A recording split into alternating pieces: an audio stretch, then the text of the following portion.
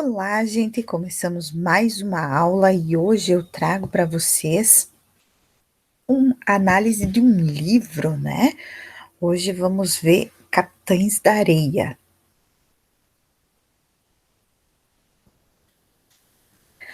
Os pobres não tinham nada.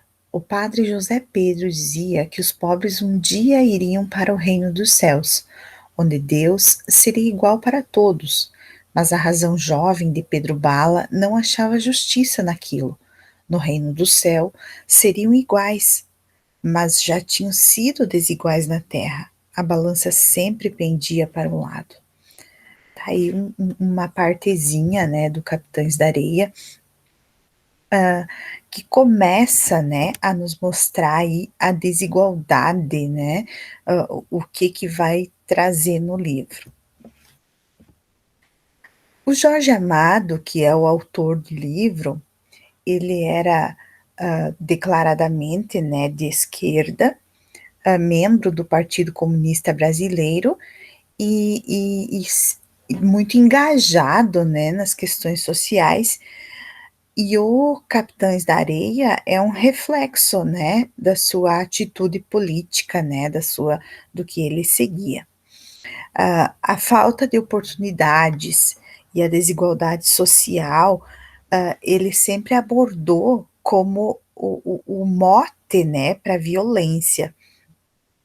Outras lutas sociais, como o direito à greve, também vão aparecer nessa narrativa e em outras dele, né? A greve é a festa dos pobres, é uma das frases retiradas do livro, né? Então, o tema político tão presente no romance chegou a ser proibido, né? Porque o romance ele foi escrito, né, durante o regime novo, né? E aí foram bastante prisões, bastante repressão, até o Jorge Amado foi preso, né? Os seus livros foram queimados em praça pública, esse livro principalmente, tá? Então, falamos um pouquinho do contexto histórico. Ele foi escrito em 1937, e era a época, né, de grandes divisões entre direita e esquerda.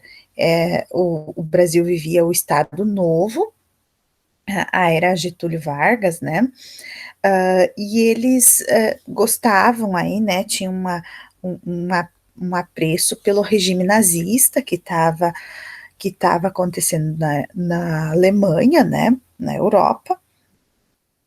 O Estado Novo ficou conhecido, marcado, né, pelo nacionalismo, anticomunismo e principalmente autoritarismo. E aí até o Jorge Amado foi preso justamente por causa das suas atitudes políticas, e o seu livro foi queimado em praça pública, foram queimados 800 e alguma coisa, livros, né, 800 exemplares, justamente porque trazia, né, essa parte política, né. Lampião, no sertão, representava também uma força social lutando contra o latifúndio e contra a figura do fazendeiro coronel, ou seja, a questão social estava muito forte, né? E é justamente o que se passa nessa geração de 30, tá? O enredo do livro, então, o livro retrata um grupo de crianças abandonadas, elas lutam, roubam para sobreviver na cidade de Salvador, na Bahia, né? O grupo de menores abandonados, ele se nomeia Capitães da Areia, e reage a tudo que ele está exposto, né? Então, diante da fome e do abandono, eles roubam. Devido à repressão e à tortura policial, eles se organizam em uma gangue violenta, né? Então, tudo é reação. O Jorge Amado nos coloca como reação ao que eles estão vivendo. Então, o romance começa com cartas. Essas cartas foram publicadas no Jornal da Tarde, sobre esse grupo, né, que faz furtos na cidade. A linguagem das cartas e a descrição que elas colocam aí do grupo, já dão mostra de como que essas crianças são tratadas, né, pelos órgãos oficiais principalmente. O início é bem eloquente, né, então essa recriação, literária das matérias jornalísticas, ela dá uma mostra de caráter verídico, né, ela quer nos mostrar de que realmente é verídico. E ao mesmo tempo demonstra que nas reportagens publicadas também há ficção, né? Então, apesar de o romance revelar uma situação social real, por outro lado, as notícias veiculadas na mídia atendem a interesses de classes mais ricas e são permeados, né, de elementos mentirosos. O cenário onde a história acontece é na Bahia, né? E aí coloca a Baía de Omolu. Omolu é o orixá da varíola, né, e de outras doenças contagiosas, e é justamente porque a cidade, né, ela está infestada de varíola, né, ou da bexiga, né, como eles falam. Uh, então, enquanto os ricos se vacinam e se protegem da doença, nós temos a outra parte que são os pobres, levados para o lazareto, onde o abandono e a falta de higiene são praticamente uma sentença de morte. Um dos aspectos interessantes de ver na obra é o futuro dessas crianças, né, que vai sendo traçado. Então, o meio ele serve para explicar como que eles se tornaram delinquentes, mas o futuro que os espera já está traçado, como se não tivesse como mudar, né? Como se fosse algo que não pudesse ser mudado. Uh, mas aí também o futuro de cada um é traçado, né, com características de cada uma das personagens. As personagens principais, então, nós temos Pedro Bala, que é o líder, né, uma das personagens mais complexas, se destaca aí o seu caráter e liderança, ele é justo, sábio, e por isso que ele consegue manter o grupo organizado e unido. A vida de menino abandonado lhe deu a consciência de que os pobres sofrem, enquanto os ricos parecem aproveitar o dia a dia, né? E os atos de violência nada mais são do que uma luta por melhores condições de vida, né? Temos o João Grande, que é o braço direito do Pedro Bala. Ele não é muito inteligente, mas tem um coração enorme e muito bom. Ele é uma espécie de guarda-costas, né, de protetor do grupo. Temos o professor, ele é um dos mais inteligentes do grupo. Ele tem esse apelido porque passa noites, né? Eles dizem gastando os olhos lendo livros. É ele que sabe ler, é ele que lê para todo o grupo. Ajuda Pedro Bala a planejar as ações, ele, né, consegue ter também essa engenhosidade. E ele também tem um grande talento para desenhar, que é o que lhe rende depois o futuro, né? É o que determina o seu futuro. O Volta Seca é um caboclo, filho de uma pequena fazendeira, né, comadre de Lampião, e ela perde as terras, né, então resolve ir para a Bahia tentar a justiça. Mas aí ela morre e deixa o filho sozinho, né, que é o Volta Seca. O maior ídolo de Volta Seca é o Lampião, que é o padrinho, né, e ele sempre pede para o professor ler as notícias dele que saem no jornal.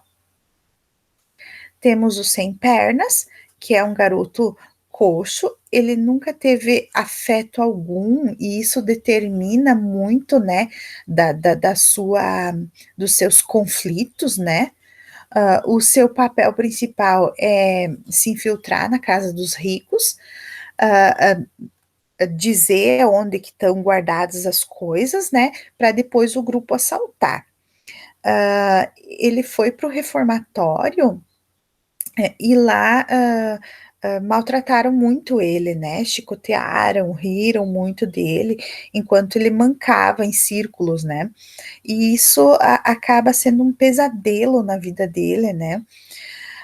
Em um dos assaltos, que deu errado, né, ele foi perseguido e para escapar ele resolve, pular num penhasco e morre, né, porque ele não quer voltar para o reformatório.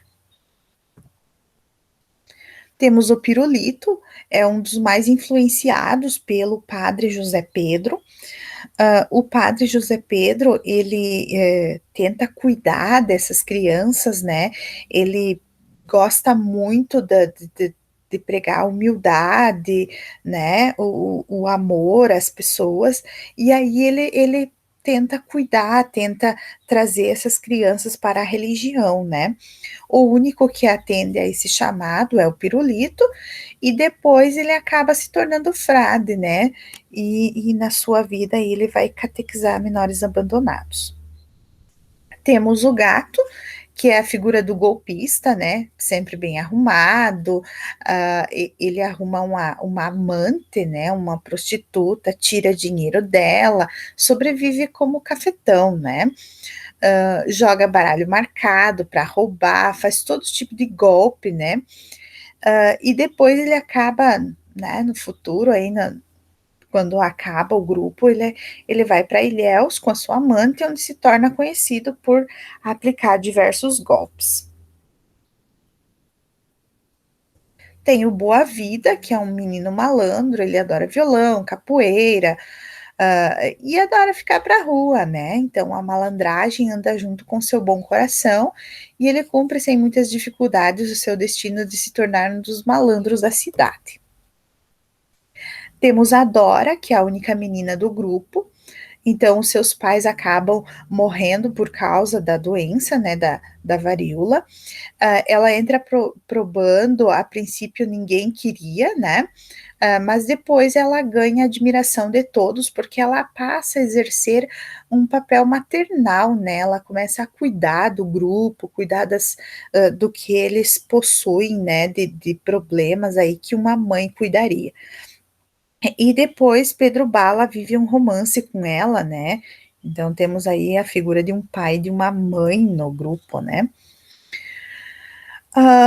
Nessa essa obra a gente pode estabelecer várias relações, com outras, né. Então eu trouxe aqui Vidas Secas, o Vidas Secas é do Graciliano Ramos, e é um trabalho contemporâneo, então o Capitães da Areia foi escrito em 37, e o Vidas Secas em 38. Os 2 livros abordam problemas sociais, lembrem que essa essa geração de 30 ela é marcada, né, justamente por essa característica, né. O Vidas Secas aponta as mazelas da vida rural e o Capitães da Areia foca na realidade urbana. Podemos estabelecer também uma relação com o cortiço. O texto, então, do Cortiço, do Aloísio de Azevedo, ele fala de problemas relacionados a moradias, né. Ele é de 1890, mas os 2 livros apontam diretamente para a questão urbana. Podemos também estabelecer uma relação entre a cidade e as serras. É um livro de Eça de Queiroz, né, então ele guarda uma relação mais sutil com os conflitos da vida em cidades. Esse romance, ele, mostra a transição na vida de um homem que vivia rodeado por riquezas, em uma grande cidade, mas infeliz ele larga tudo, né, para viver no campo onde encontra a felicidade. Temos também Memórias de um Sargento de Milícias, e aí nós podemos relacionar o Pedro Bala, né, com o Leonardo. Os 2 são anti-heróis, porque ocupam o centro das histórias e são caracterizados negativamente. Bala é assaltante e o Leonardinho é um malandro, né, que vive de bicos, não tem família. Também podemos estabelecer aí uma relação, né, muito grande com o Faroeste Caboclo, do Legião Urbana, né, que tem aí o João do Santo Cristo, o menino todo, né, todo negativo, né. Era isso, gente. Obrigado pela atenção, espero que continuem assistindo aí os vídeos, né. Se inscrevam no canal, deixem aí o seu like, é importante para mim.